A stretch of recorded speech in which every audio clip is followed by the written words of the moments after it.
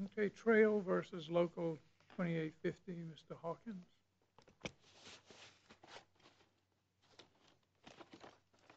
Good morning, Your Honors. May it please the Court. Richard Hawkins on behalf of the appellant, Melissa Trail. This appeal comes to this Court on two decisions from the Western District of Virginia. The first was the granting of a motion to dismiss under Rule 12. The second was a denial of a Rule 59 motion seeking to overturn the Rule 12 dismissal. The gravamen of both of those decisions is whether or not Ms. Trail can state a claim for relief, a free speech retaliation claim under the Labor Management Reporting and Disclosure Act of 1959, the LMRDA. We submit that she can, and we submit that the District Court was erroneously ruled that she was unable to do so. This appeal, in terms of the LMRDA, presents three specific issues. The first is whether or not this Court has recognized or should recognize a freestanding free speech retaliation claim under Sections 101 and 102 of the LMRDA. The District Court declined to do so, and we submit that decision was erroneous. The second issue is whether, assuming there is such a freestanding claim, Ms. Trail has created allegations in her complaint that her speech is protected, that it is sufficiently of union concern or of interest to the union membership at large that it is protected under Title I of the LMRDA, the Bill of Rights. We submit that it is. The District Court concluded differently, and we submit that decision is wrong. The third issue, and the Court need not reach this issue if, in fact, it concludes that Ms. Trail is correct on the first two, is whether or not she's stated a claim under Section 609, which is to say, have her allegations sufficiently risen to the level of discipline for purposes of raising a claim under Section 609. Now, we've briefed all three of these issues, and what I'd like to do, rather than repeat what we've said in our briefs, is drill down to some of the issues, some of the deeper issues, specifically as to the first issue of the free speech, the freestanding retaliation claim. What we've said in our papers, essentially, is, Your Honors, and we said this in the District Court, is there's abundant authority that supports our claim. There's case law from the Second Circuit, the Third Circuit, the Fifth Circuit, the Sixth Circuit. We believe there's case law from this circuit that supports us. What we haven't done is tell you why you should follow all of that case law, other than we say it's sound and it's good law. The basis for following all that case law is the statutory structure of the LMRDA. And the best way to kind of analyze this is to focus on what the District Court actually said about that structure.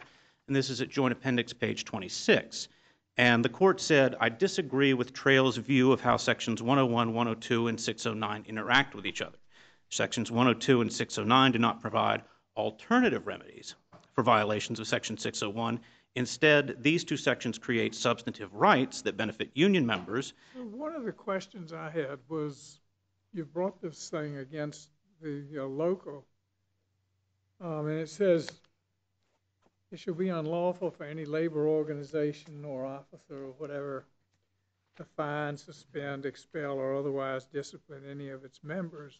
But I was under the impression that after the case was, the indictment was null pros, that it was the company, General Dynamics, that was seeking to terminate Trail from her position, and far from imposing any kind of discipline upon her, the union was actually defending her and challenging the company's action.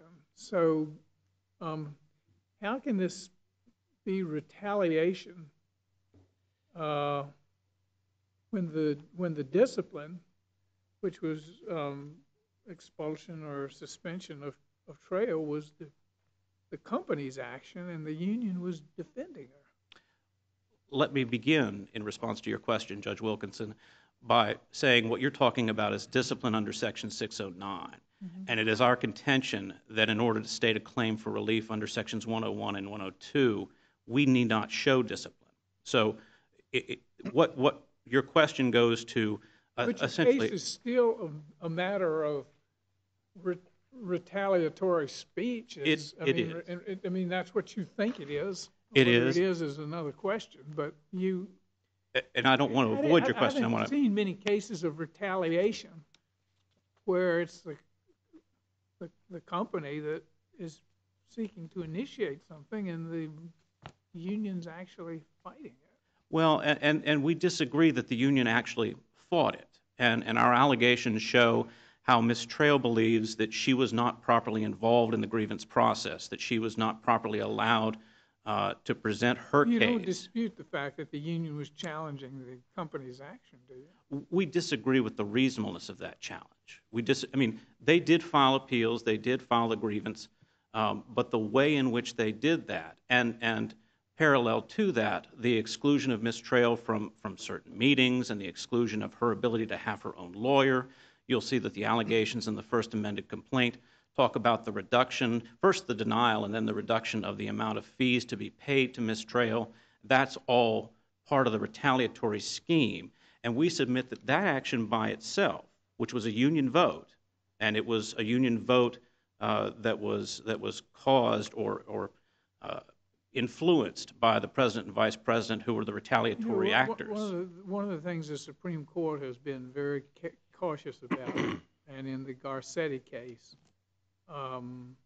the Supreme Court went to great lengths to understand it. Now, I understand that was a First Amendment constitutional case, but still, it seems to have some relevance here. And the Supreme Court says we have these personal altercations and personal differences all the time, and we're not going to elevate these personal quarrels into a large matter of public interest. Now, it seemed to me that it seemed to the district court that there was some argument over a single instance of where Trail, who was the recording secretary, thought that the president and vice president were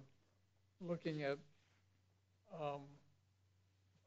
using a union computer to look at pornography one afternoon. Well, I mean, I wish they hadn't been. It would be, better. But if they'd been looking over the union's books, but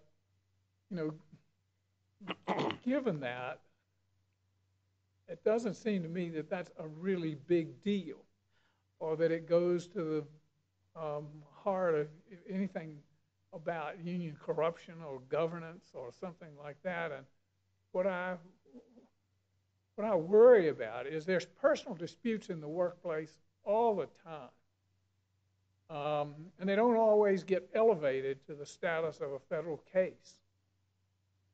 And in Garcetti, the Supreme Court says, no, stop this.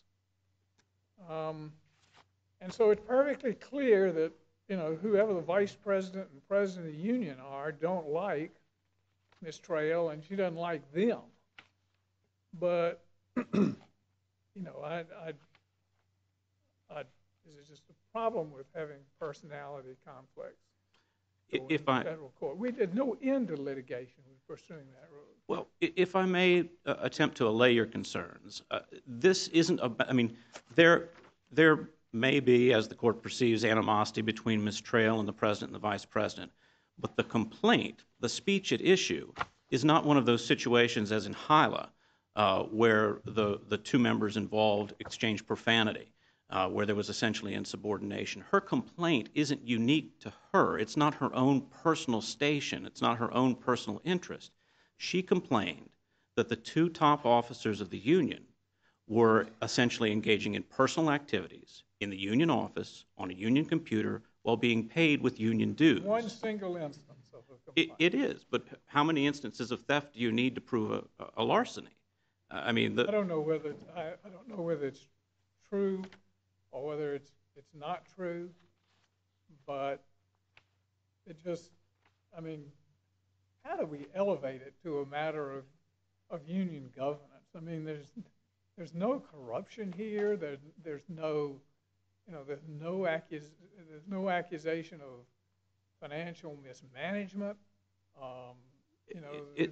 Those are the kind of things. There's no accusation of strong-arming people. Not as part of that complaint. Speech. I'm talking about the complaint. Understood. Understood. It, it was on a motion to dismiss. I just, Well, this is a slippery slope here. well, and here's the other problem that I have with the way that this court has, or the way that this case has gotten resolved, is that this is on a motion to dismiss. So we haven't had an opportunity to put forward the actual evidence of the speech. We're guided by Rule 8. We're not supposed to set forth each and every factual detail as to whether or not our speech. But we know, don't we know what the facts were as to the objection? She saw them using the computer for something other than she thought they should be using it for. She did, but what she complained about. That being the case, I'm not so sure that you framed it as objection to pornography rather than sort of a waste of union officials' time. What about that? That's our basic point. The pornography is incidental in the sense that it was the circumstance that precipitated her complaint. But her complaint, which went beyond the simple complaints within the union, she went to the regional representative. About what? But what's the gravamen of her complaint? That the company officers were engaging in essentially personal activity on company or on union time, being paid with her money, her dues, and the dues of every other person in the membership. Actually, I think that Judge Wilson gave you actually more than you might be entitled to in the analysis. He raises a concern about use of pornography. Correct. That's not really the core of your complaint. Your complaint is that it happened to be pornography. It could have been baseball games. Right. Could have been YouTube videos. The gravamen of your complaint is misuse of union dues. Correct. Although pornography is its own separate.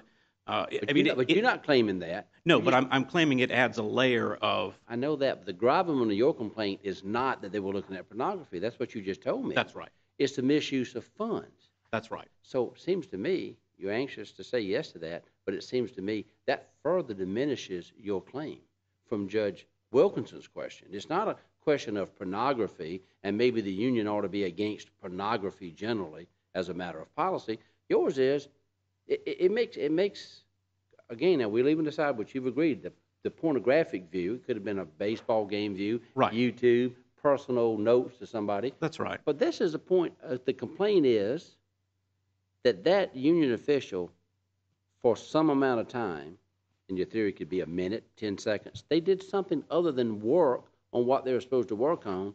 That's a type of speech that's protected. That's not a slippery slope. That's a bottomless pit, isn't it? I disagree. Because, and our complaint explains this. Normally, that what we have here normally these complaints, to follow up on what Judge Shedd is saying, normally these complaints have more than one single instance. I mean, if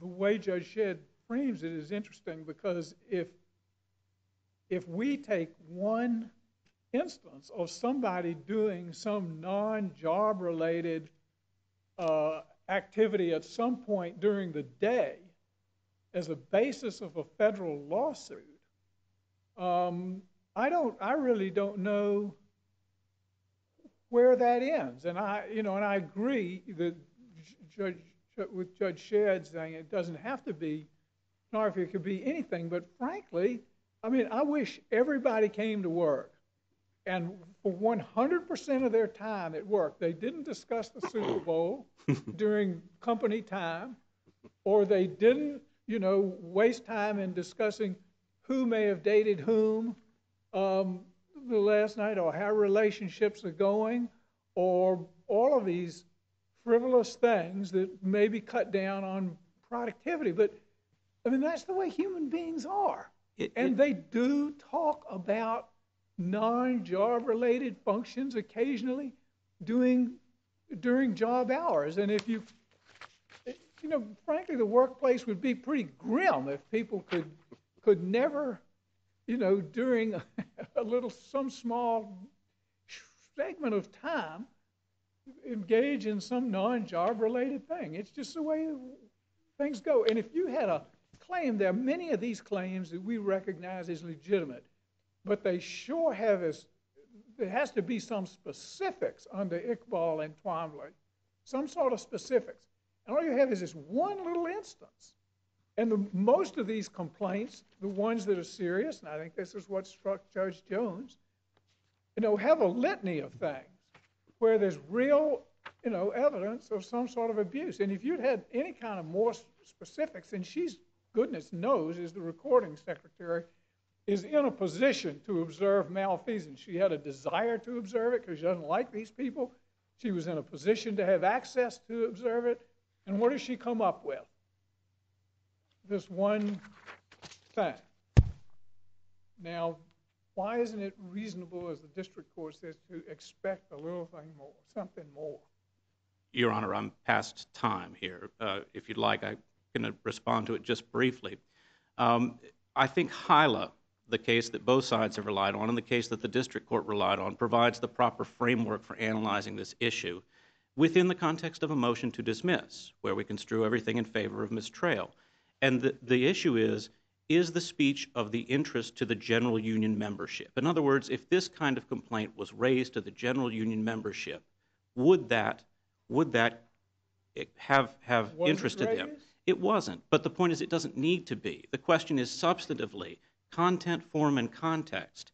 Is it of the type of speech that should be provided protection? And at the motion to dismiss stage, where all inferences are in favor of mistrial, we submit this case should proceed. If more facts come out, more meat is put on the bones of all of this, and it is ultimately concluded it is not entitled to protection, that may be for a later time and at a later place. But again, we're at the very beginning stages of this case. And in that context, Your Honor, talk about what Iqbal and Twombly and Garcetti and those Supreme Court cases are doing and where they're going, but at any rate, we probably best do that on rebuttal. Thank you. The only other thing I would say is that what you've addressed and what you've all complained or all had expressed concern about with respect to personal time and personal issues. I think the Chief Judge, the presiding judge said on rebuttal.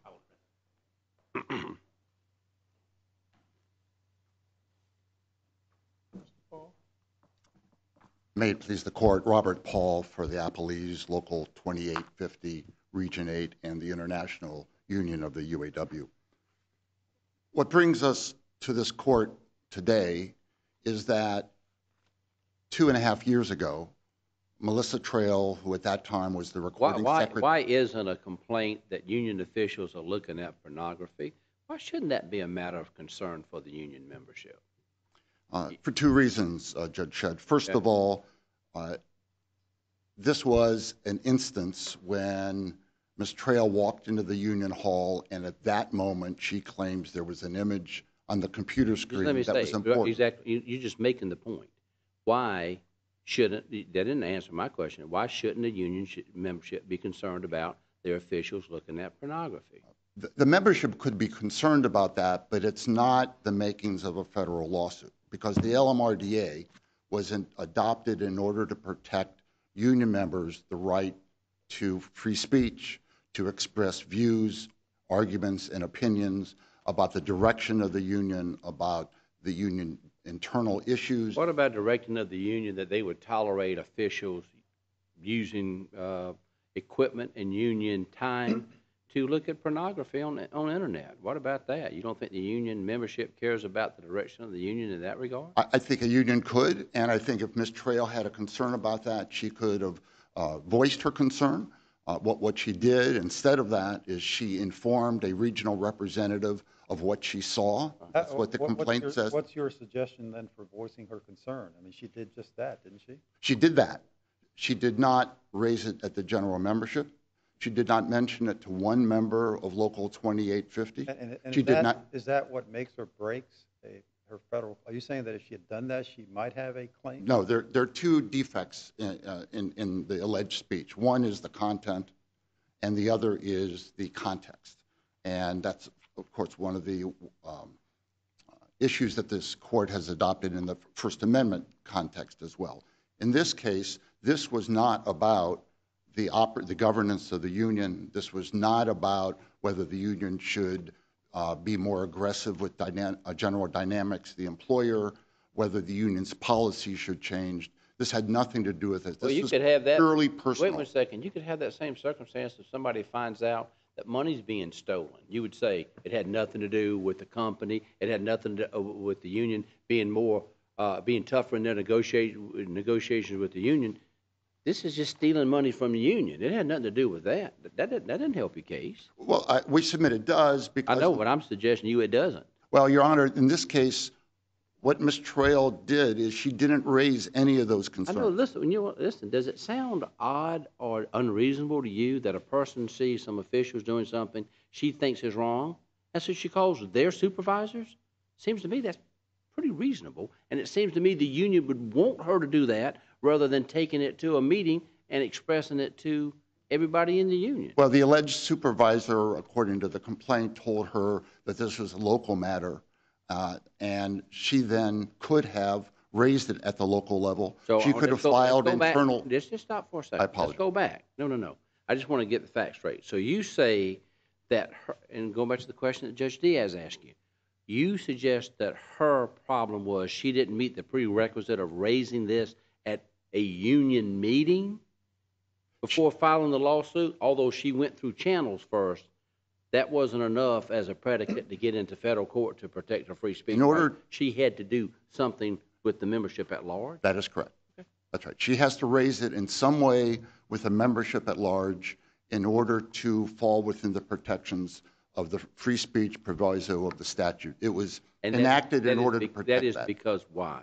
Because that's the purpose of the statute, is to protect a union member to have the right to express views to the membership about union matters, not to protect someone who simply essentially files a charge with the regional office. I mean, what if she had, for example, instead of calling the regional representative like a business agent, what if she had filed an EEO charge against the local? Let's assume all of the allegations that are in the complaint here happen, but she felt it was not because of the moment where she saw an image on the screen, but the local was retaliating against her because of her gender. And then assuming the union did all those things that she alleges, she might have a case before the EEOC, but she would not have a case under the LMRDA. If the union took some action. Where is the retaliation here? I'm sorry, Your Honor. Where is the retaliation here? Here, it's hard to see, Your Honor. The union, as you pointed out, defended Ms. Trail throughout the grievance process when she was first suspended and then terminated by General Dynamics and was headed towards arbitration. Mr. Hawkins acknowledges that, but argues. You know, that one can, regardless of the speech claim, there has to be another prong to the cause of action, which is that some retaliatory action was taken if this instance existed. That's right. There has to be retaliation, and there has to be retaliation by the union. What about the claim that she was denied her reimbursement for attorney fees?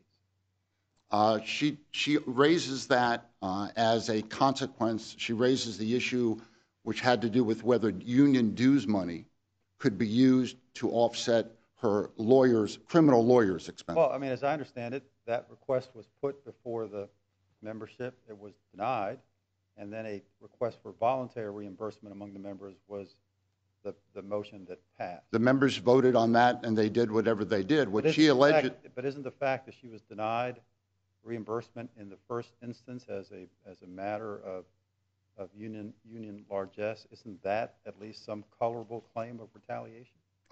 I don't believe so. What she alleges is not that the membership, her case is not based on the fact that the membership denied her request, because her complaint acknowledges ultimately she got the money. What she complains is the union president and vice president shifted their positions on the issue. That's ad hoc action, even if it's true. And the courts have made it clear, in the Supreme Court made it clear in the Braininger case, the other circuit courts have made it clear that where there's individual action, where a union officer or a union representative takes individual action against the member, that is not sufficient to state a claim under the LMRDA. Well, yeah, I mean, you say that they changed their position, but that change in position, the appellant argues, resulted in the membership then changing its position as a collective body and denying her request for fees. I think the complaint acknowledges that ultimately she did get a reimbursement of attorney's fees. The larger issue that she raises in this case is the allegation that the union obstructed the grievance and arbitration process. And Mr. Hawkins acknowledges that the union did go to bat for Ms. Trail, but questions the reasonableness of the union's actions. Your Honors, that's a textbook duty of fair representation claim, and under the case law is not within the umbrella of the LMRDA. If this case is about generally the fact that the union obstructed the grievance and arbitration process, which we strongly disagree with, that's a DFR claim, not an LMRDA claim. See if I understand your position with respect to this issue of the conduct of union leadership. Is it your position that no misconduct by union leadership could ever, reported misconduct, could ever make out a claim under this statute? That would not be my position. Okay. I think if Ms. Trail... Where is the dividing line? Sure. If Ms. Trail went to the general membership and alleged that the president of the union was embezzling union funds, and then there was retaliation against her for making that claim, even if it were a libelous claim, she would have a cause of action under the LMRDA. It would be, I mean, I think she would have a cause of action if there was a pattern of behavior that was alleged, rather than simply a single allegation of a single instance. I mean, that's what makes the thing threadbare to me. But if it wouldn't have to go to the level of corruption or mismanagement of union funds, it could go to the level of these people are regularly spending time on junkets. These people are regularly taking time off in the afternoon to go fishing. They're on a union salary for this. My only problem with it is she's in a position to report and to have access to what they're doing during the day. And the most she can come up with is this one single instance. But if there were a series of such incidents, or if there were a pattern of such incidents, or if these people really are spending significant amounts of time on personal endeavors, why wouldn't there be something more? This is so threadbare. This is so minuscule compared to what the general run of these complaints show much more, even at the motion to dismiss stage, in terms of malfeasance. I mean, how many federal employees or federal judges or whatever spend, some part of the day doing something that might be in some sense personal? I mean, everyone does it. Maybe people work in their off hours to make it up and everything. But if this is going to be the criteria, that somebody comes in, walks in, sees somebody on a non-business, at a non-business activity, there are millions of cases that would result from that. And the Supreme Court in Garcetti is saying, no, that's not going to do. I agree. And I don't know what these people, I mean, these folks may be up, they may be up to no good, but it has to be something more than this bare bones complaint, than this one single incident. Your Honor, the complaint is 48 paragraphs long. It takes us on a tour of issues. Wait 1 second. Now. I apologize. I've heard the question. Is it your position that her claim fails because the complaint is too minuscule, or because she didn't take that complaint before the general membership? Both. But I heard you say, so let's just say this. Had she taken this complaint after the supervisor or whoever said to handle it locally, had she taken that back to a general meeting, she would have crossed that threshold in your mind. She would have crossed that threshold, but the complaint would still be defective because the subject of her complaint. Was it that it was minuscule, or it was not the type of complaint for which there's a free speech protection? It's, to me, Your Honor, it's sort of It's not the same thing. It most certainly is not the same thing. Because what if the only complaint was I heard him plotting to murder somebody? Would that'd be a one-time incident? Would that be so they were plotting to murder, some guy who was going to run for union leadership or something like that? It's a one-time incident.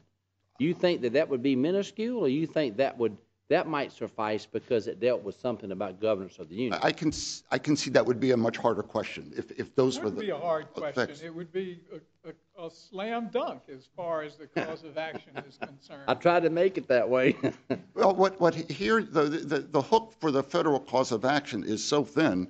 It's an incident on one day at one moment. But what is required? You started answering the question from Judge Diaz. He said what else needed to be done.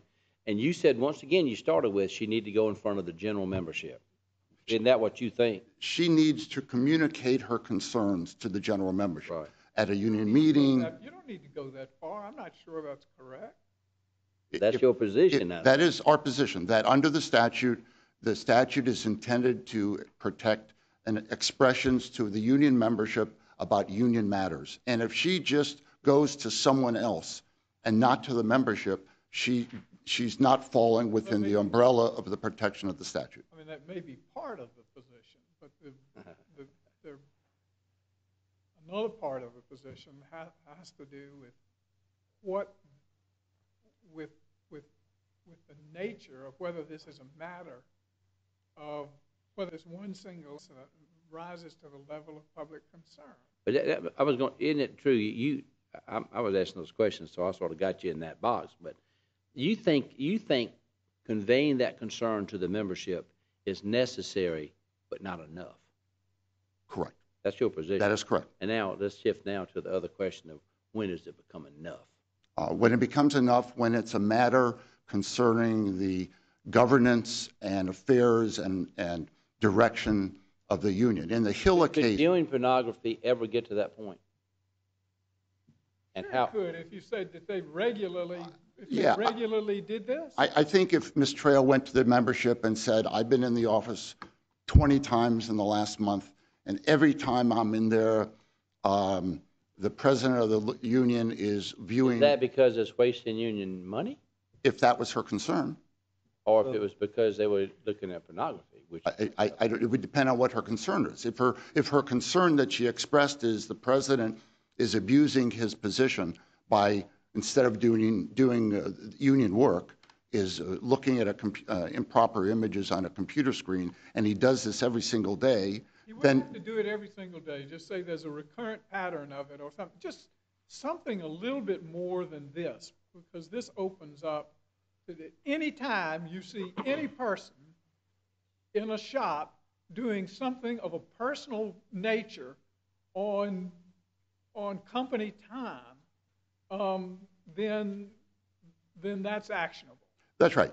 And I don't think it is under the statute. She had recourse under the union's internal procedures. If she thought what the vice president was doing in terms of looking at using the computer was inappropriate, she could have filed charges against the president and vice president of the union under the UAW procedures for essentially dereliction of duty and exercised her rights there. But she doesn't have the right under the LMRDA to take those facts and come into the federal courthouse. In the Hilla case, there was an exchange. So she would be better off, a person in her position would be better off if she let the officers look at pornography for a week before she complained about it?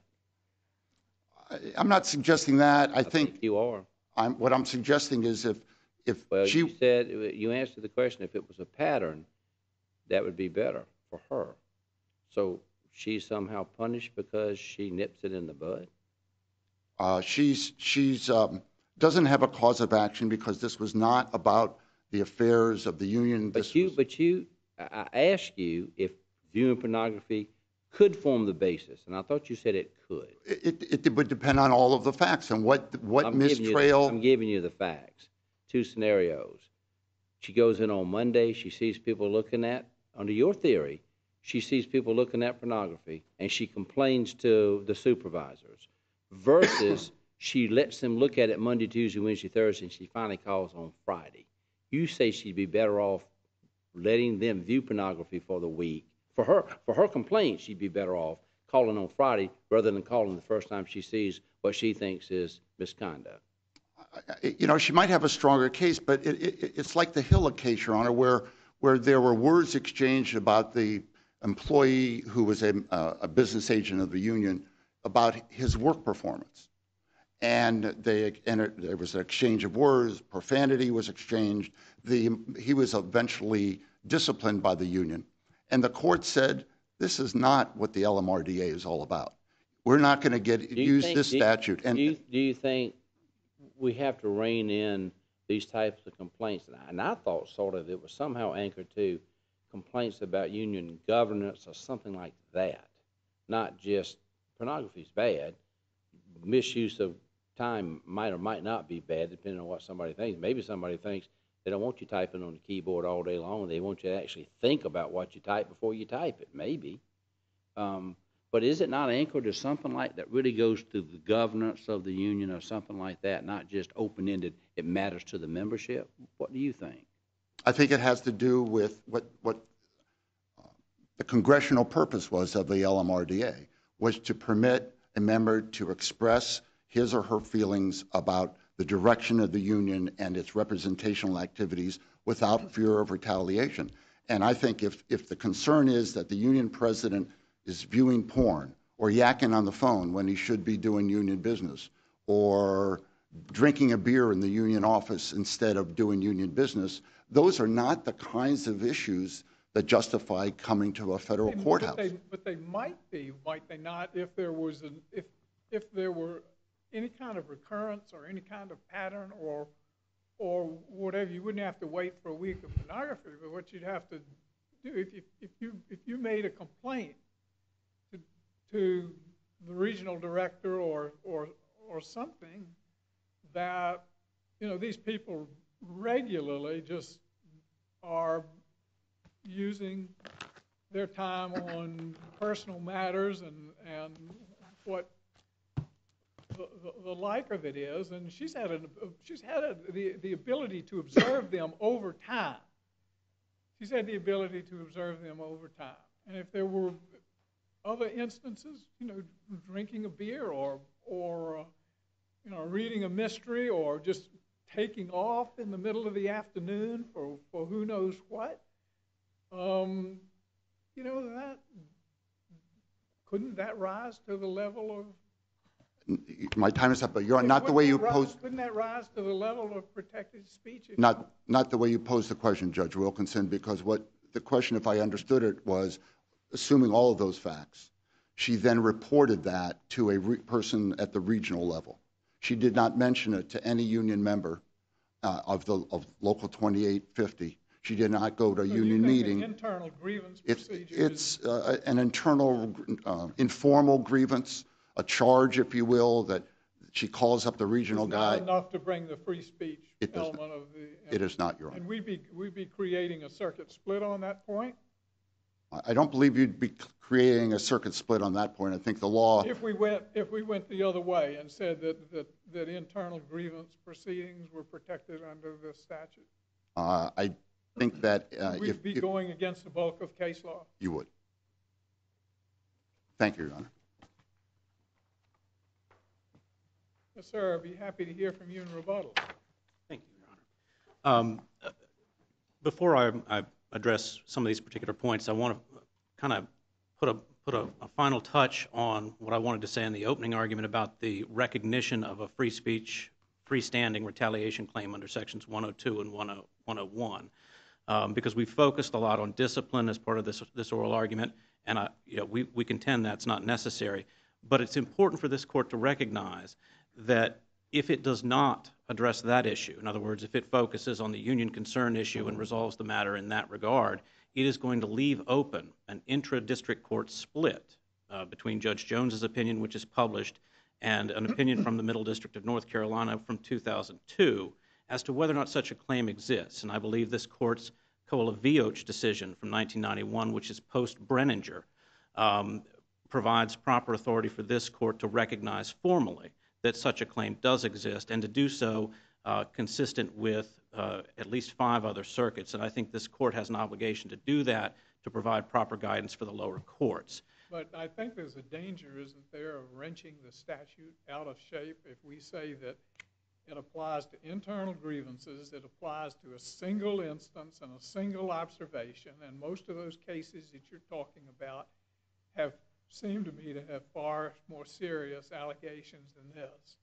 And if we're saying that there's retaliation because of inadequate representation in a grievance proceeding, I mean, either one of those steps could be problematic, but to take all 3 of the steps, to take the single instance step as a matter of union governance and of public concern and of free speech, and to take the internal grievance procedure and say, yes, that's covered under the statute, and then to say retaliation is inadequate representation in the grievance process, and that's covered under the statute.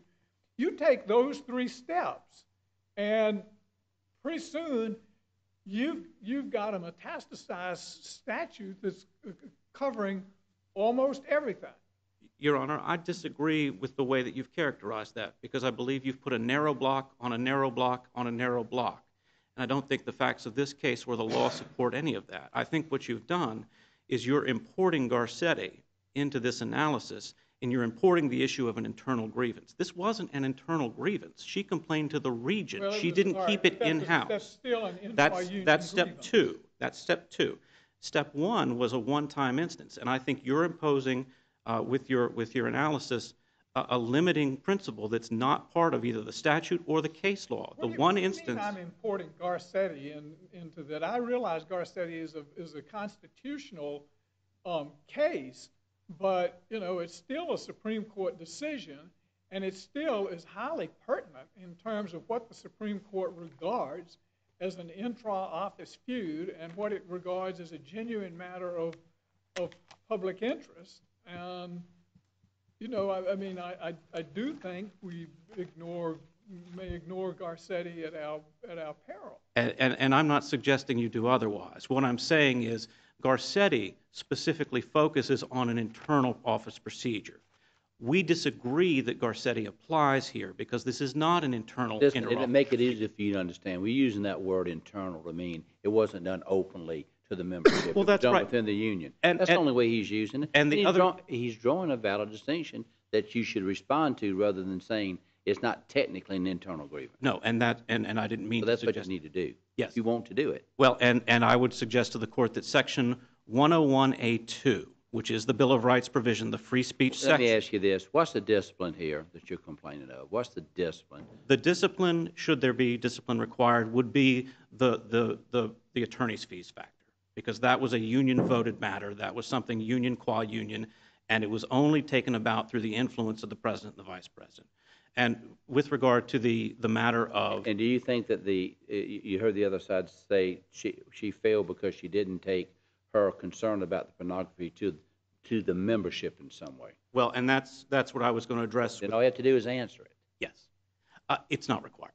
It's not required because the statute doesn't require it. The statute says every member of any labor organization shall have the right, 1, to meet and assemble freely with other members, 2, to express any views, arguments, or opinions, and that's not limited to context, and 3, to express at meetings of the labor organization his views upon candidates in an election or upon any business properly before the meeting.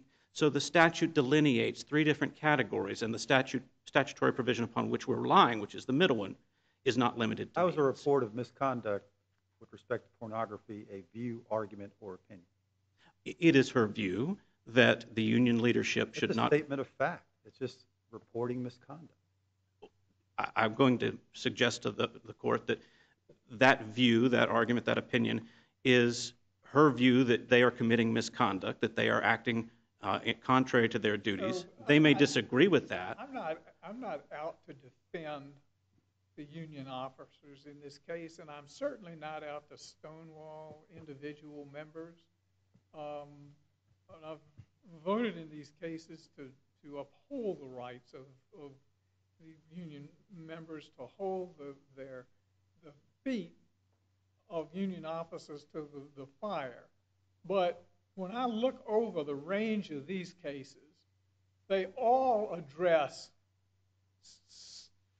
have more specifics, they all address something more serious, they all address something more repetitive, something more of a pattern than this one here. This is the most threadbare instance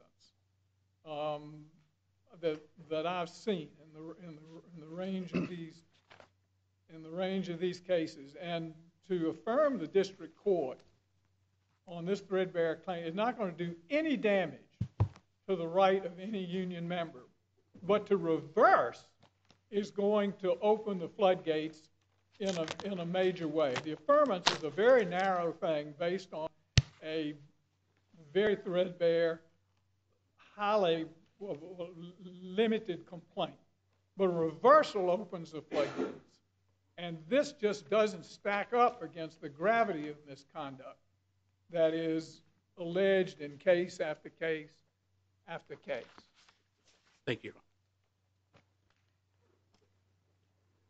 We'd like to come down and greet counsel, and we're moving to our next case.